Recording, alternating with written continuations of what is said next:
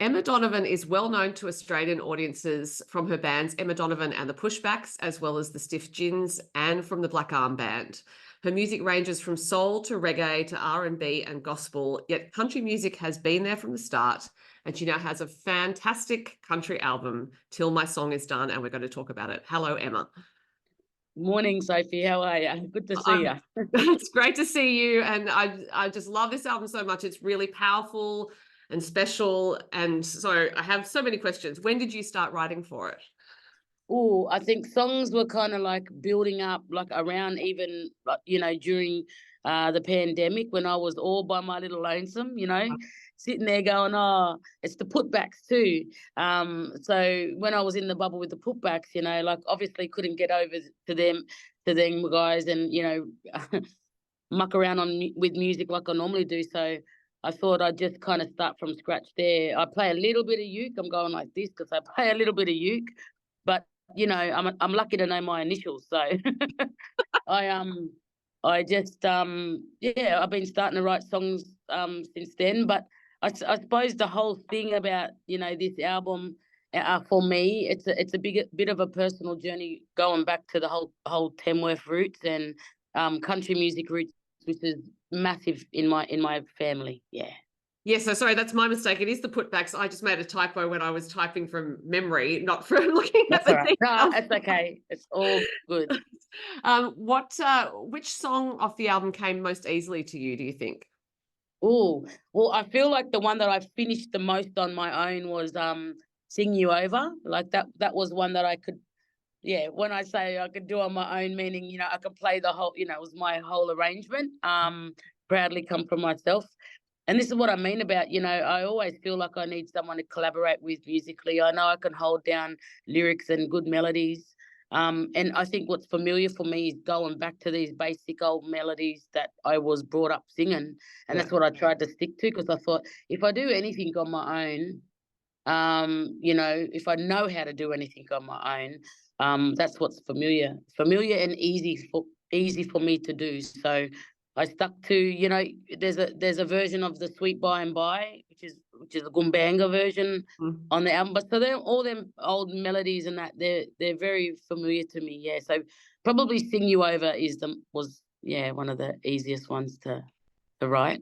And Sweet By and By finishes the album in a very lovely way to finish the album. But you're talking about collaborating, and that is with Mick Ma, with whom you worked on the album. So how did you come to work with him? Well, so there's a long relationship with Mick. So probably around 2005 is when I met, kind of got the call to be a part of the Black Arm Band.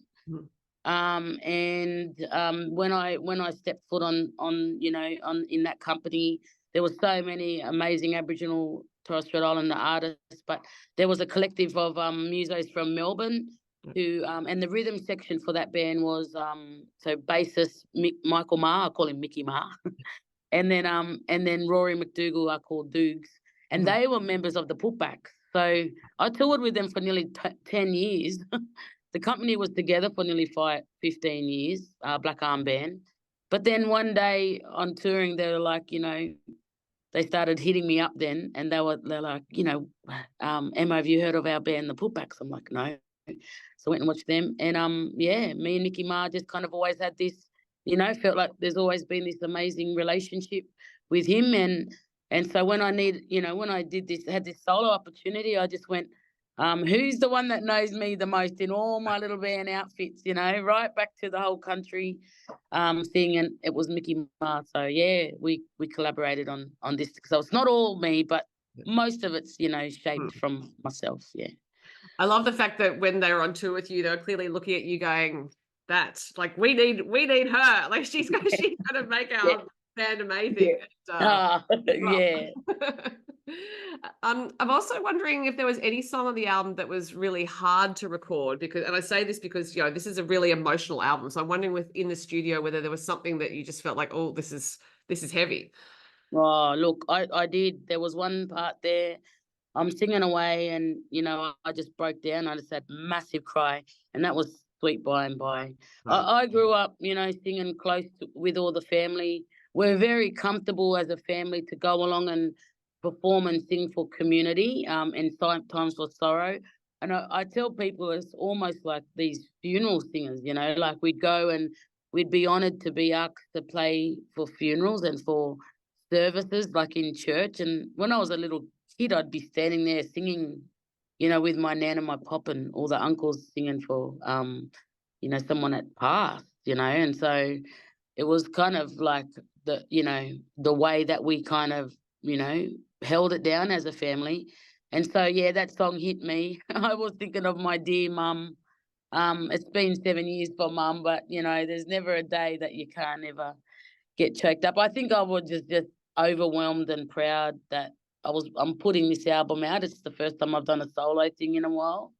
And most of the music is owed to her, and the legacy of my grandparents, where, you know, they wrote songs in the 70s, and my grandfather, he never got into, you know, a studio or anything. He the only cassettes and stuff we have of him, you can hear him pressing down them 2 old buttons, you know, and recording himself on a cassette. So yeah, a lot of emotions for me. And from what I understand, your grandparents also brought you some albums. So they'd come down Yeah. from Knoxville to visit you in Sydney, and basically that was your country music education through them. Oh yeah, mum fed me up really good with Tammy Wynette and Loretta Lynn. She fattened me up with, you know, and Dolly Parton. I tell everyone, they were like 3 pretty much boss women. And then you know, all of them songs, they just resonate. You know, even in my songwriting today, I know they play a lot of a part of me. And you know, when I want to have that, you know, permission and guts to say what I want to say about a relationship, I'm just like, nah, I got to get, you know, my hand on my hips, and, you know, and think about how Tammy or Loretta would have, you know, as well as someone like Annie Ruby too, Annie Ruby Hunter, who inspires me.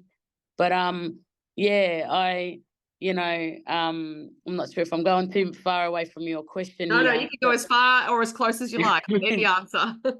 But yeah, like you know, my grandparents also, like, as much as they loved, and they come from 2 different missions, 2 Aboriginal missions from the mid-north coast. So Nan come from Burnt Bridge Mission on the other side of Kempsey. She met my grandfather in the Nambucca Valley, and he come from Barraville Mission. But they knew all them old gospel songs from mission days, you know.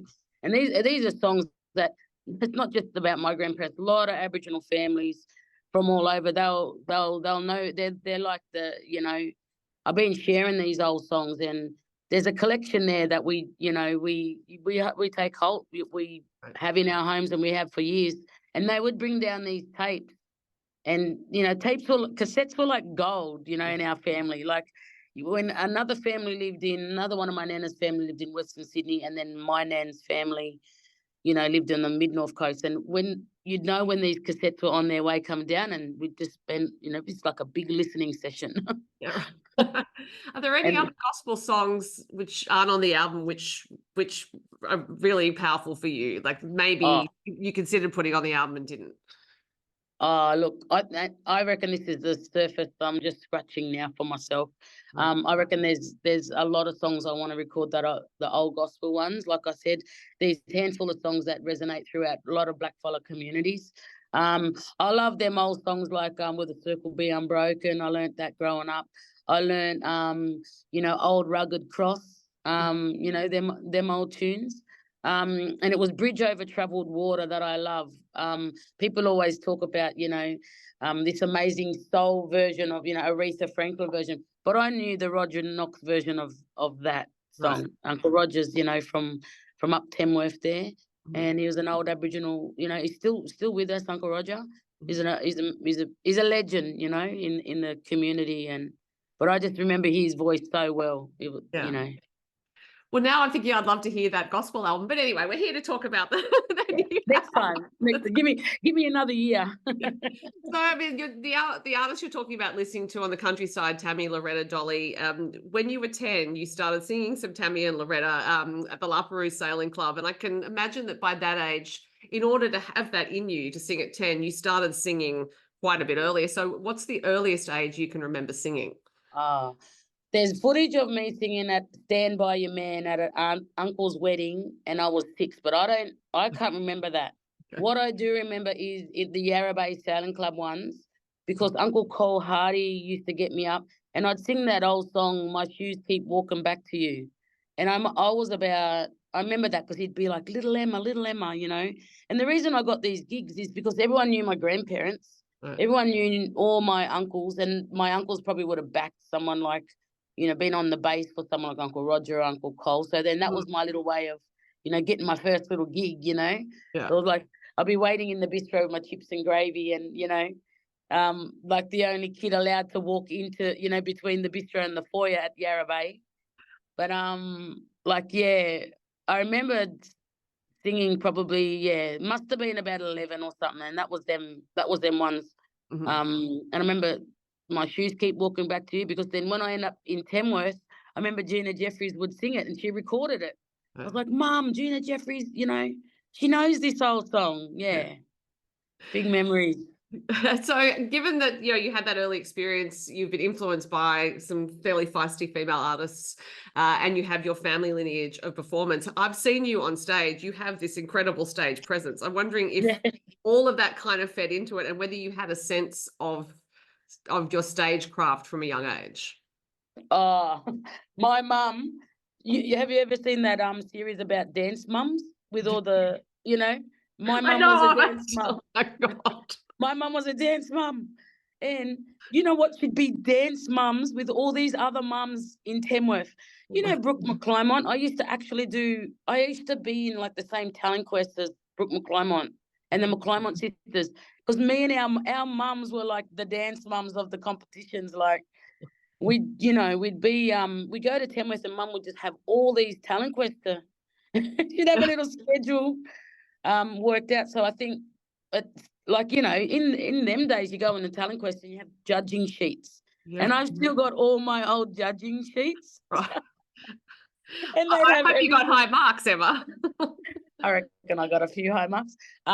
They'd be like, you know, what was your song choice? What was your your stage presence, your crowd participation? You know, a little bit like, you know, The Voice or Australian Idol, but you know, it was pretty. You know, it was in these country music, you know, rooms that were a part of the festival, and you'd get the sheet at the end of your heat if you Yeah. got into the next section. But I think all of that, you know, is mum was setting me up. I reckon Right. she really set me up. I was a little bit, you know, by the time I was like 16 or 17, you know, at the Tamworth country, I feel like, you know, come on, mum, you know, I'm a bit over it. I don't want to be your little black Tammy Wynette anymore. Like I just, you know, I want to do my own thing. I want to do R&B, or I want to Right. be hip and listen to, you know, the Fugees and Kristen Anu, you know, and that's what took me away then to explore Right. other stuff. But it's all part of right up to this point now.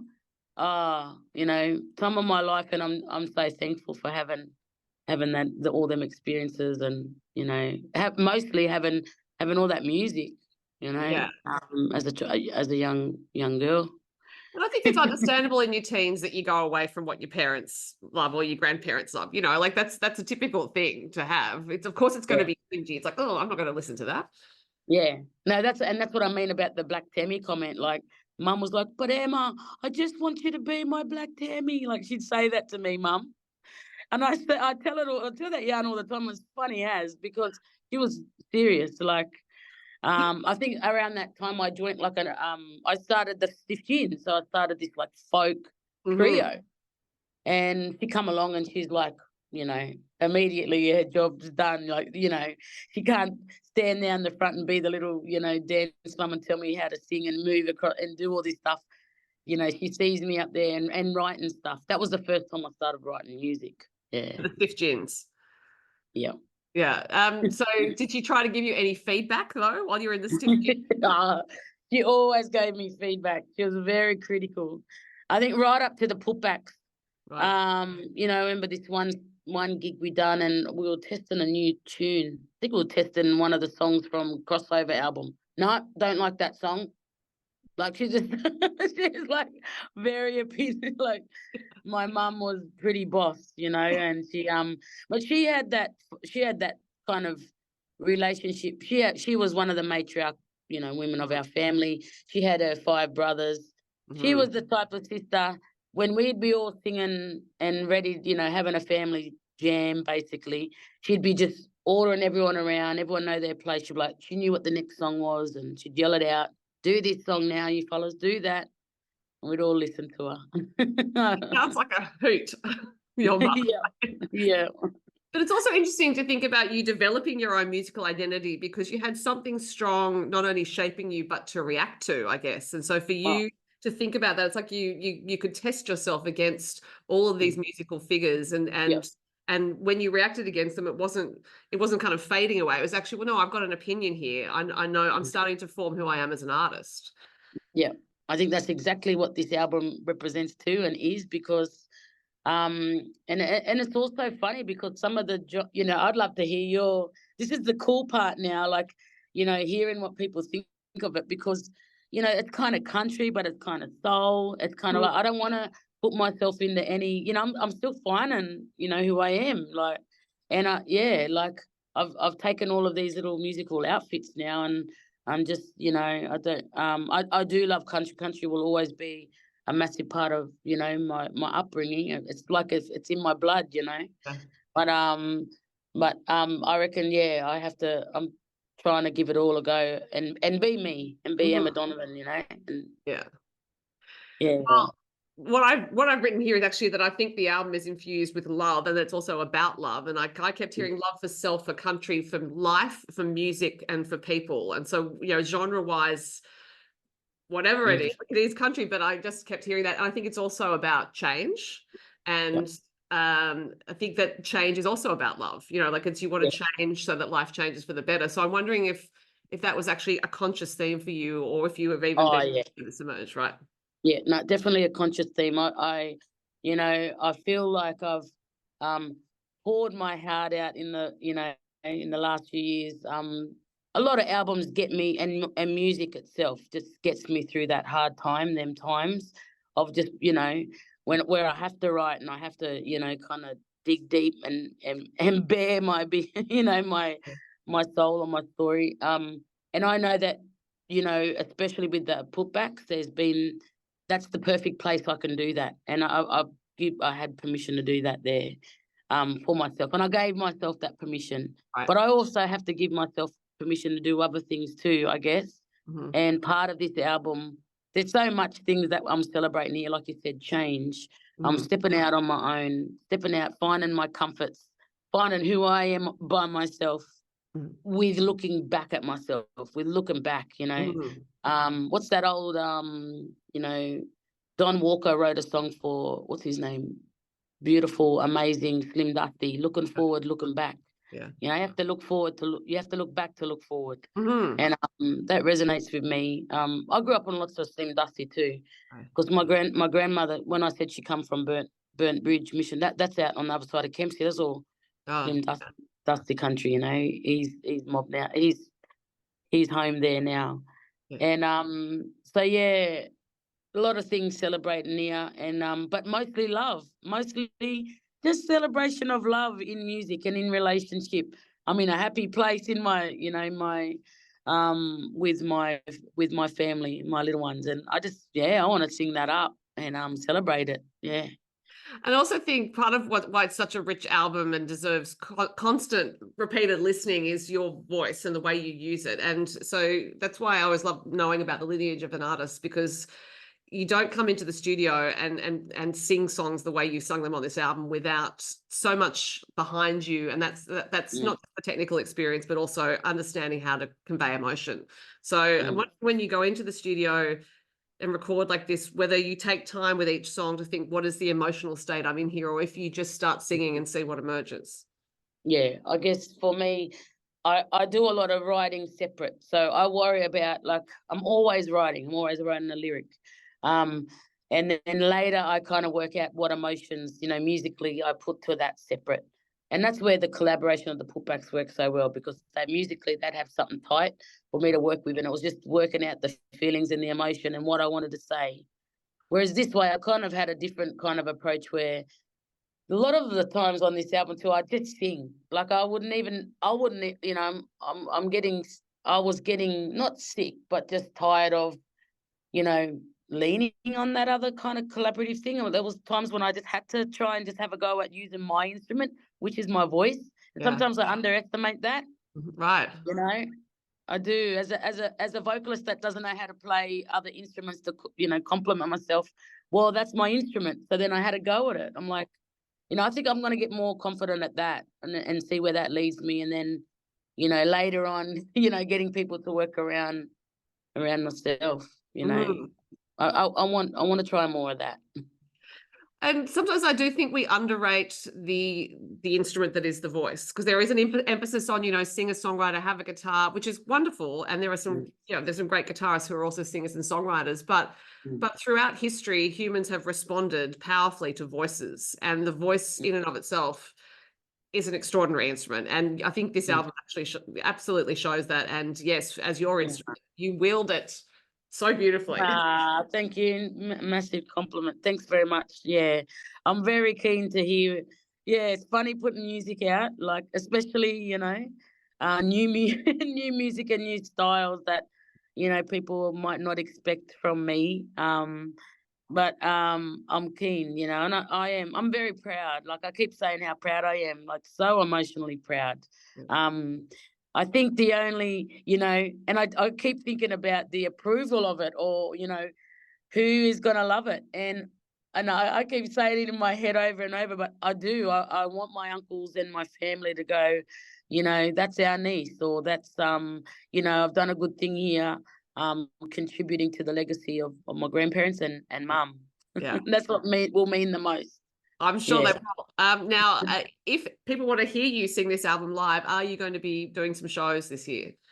Yes, we're going to be doing, we're doing a lot of regional touring. I noticed that already with, you know, some of the singles that have been out, we've managed to get ourselves up there in a lot of community regional, you know, radio. So we're joint with this mob called Hit Productions, and they're taking us out to some of the, you know, just some of the remote regional and remote areas. We just come through Melbourne now. Victorian, we done like the Potato Shed was down Warrnambool, you know, out at Drysdale, and, you know, some of the regional, you know, areas like Portland. We're going to be doing a similar run in Western Australia and a bit of Queensland and NT as well. Yeah. Well, people can look at your website for those dates. I could probably ask you like a dozen more questions, but we're out of time. So you have to go and listen to that album. It's an absolute treasure. Congratulations. Thanks for your time. Thank you so much. Thanks for your time as well. Thanks.